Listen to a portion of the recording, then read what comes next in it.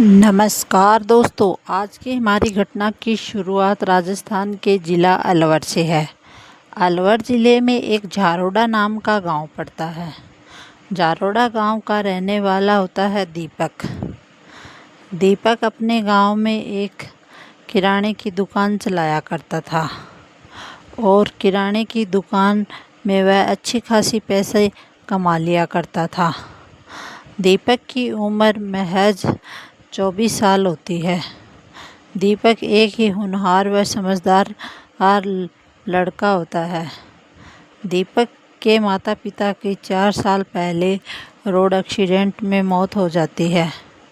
अब दीपक के परिवार में उसकी एक छोटी बहन होती है जिसका नाम राधा होता है।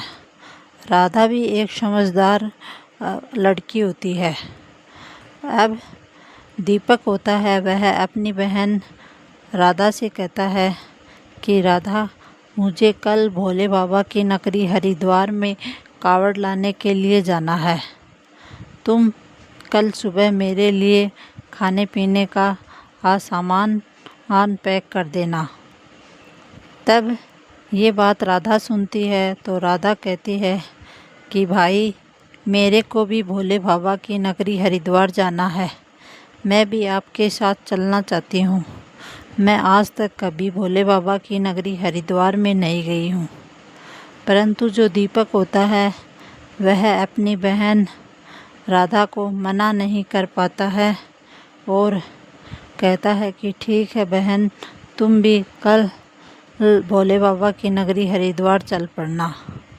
अब फिर क्या होता है दोस्तों, दोनों भाई बहन ट्रेन के माध्यम से भोले बाबा हरिद्वार की नगरी के लिए रवाना हो जाते हैं और वह 2 दिन का सफ़र तय करने के बाद भोले बाबा हरिद्वार की नगरी में पहुंच जाते हैं और दोनों भाई बहन काफ़ी खुश होते हैं कि वह आज पहली बार भोले बाबा की नगरी हरिद्वार आए हैं।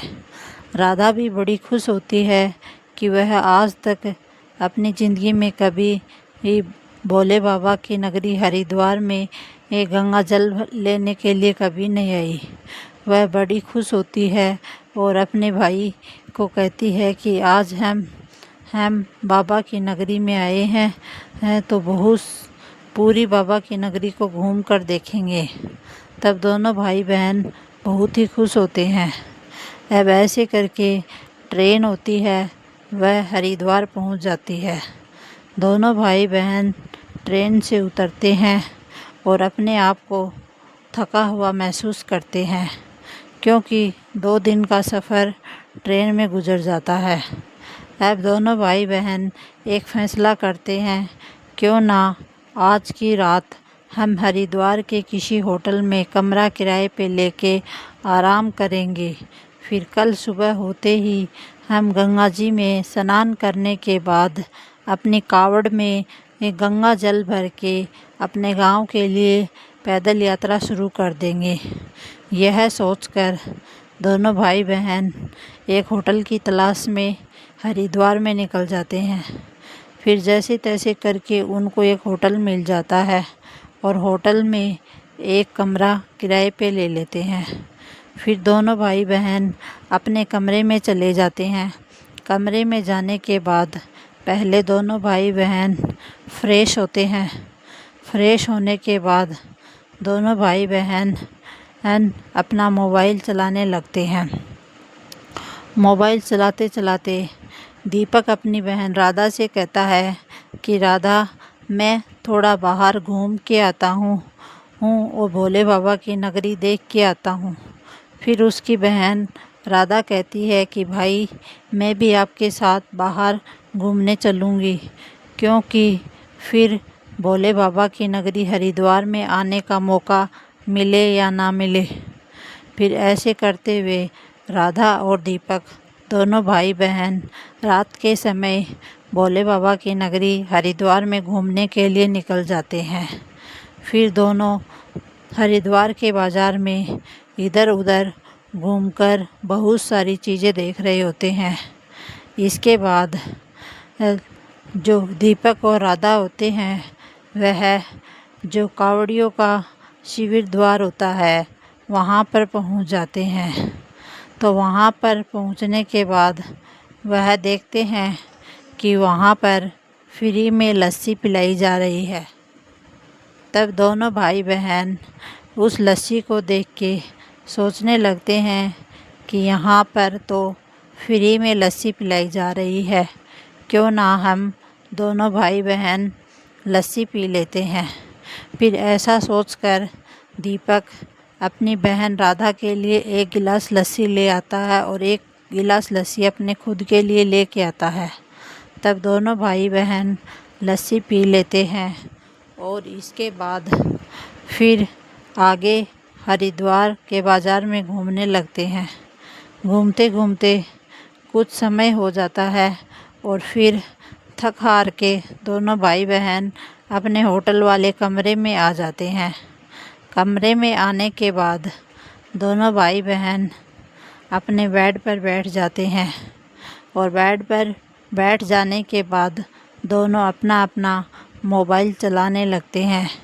मोबाइल में कुछ देर देखने के बाद अब दीपक को थोड़ा थोड़ा भांग का नशा चढ़ने लग जाता है और इधर राधा को भी थोड़ा थोड़ा भांग का नशा चढ़ने लग जाता है। अब दोनों भाई बहन एक दूसरे को देखकर अपने आप ही हंसने लग जाते हैं। हंसते हंसते पहले तो दोनों भाई बहन लोटपोट हो जाते हैं, फिर दोनों भाई बहन एक दूसरों की आँखों में देखने लग जाते हैं। अब दोनों एक दूसरे को देखते देखते एक दूसरे में खो जाते हैं। फिर दोनों भाई बहन एक दूसरे के साथ गलत काम करना शुरू कर देते हैं, क्योंकि उनको पता ही नहीं होता है, दोनों को भांग का नशा चढ़ा होता है। तो दोनों भाई बहन काफ़ी देर तक गलत काम को अंजाम देते हैं और गलत काम को अंजाम देने के बाद दोनों भाई बहन सो जाते हैं। सो जाने के बाद जब अगला दिन होता है तो दीपक अपनी बहन राधा के साथ नज़र नहीं मिला रहा होता है, परंतु दोनों भाई बहन शर्म के कारण अपना अपना सिर झुकाए बैठे होते हैं। लेकिन राधा होती है, उसकी तबीयत थोड़ी सी ख़राब हो जाती है, क्योंकि उसको चलने उठने बैठने में थोड़ी दिक्कत होने लगती है। क्योंकि फिर राधा अपने आप को संभालती है।